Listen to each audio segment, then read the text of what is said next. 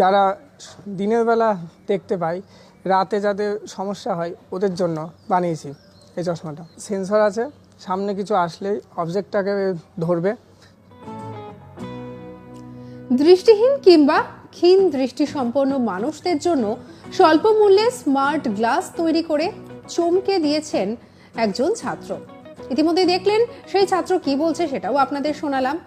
আর এই যে বিষয়টা, অর্থাৎ এই যে বিশাল মোটর স্পিকার যুক্ত করে এই চশমাকে আরো উন্নততর করতে চায় কলেজ কর্তৃপক্ষ। এখনকার সেন্সারটা কম, কিন্তু ওটা আরো যদি টাকা পয়সা খরচ করা যায়, সেন্সারটা ভালো লাগানো যায়, তাহলে আরো সেন্সারে বেশি কাজ হবে।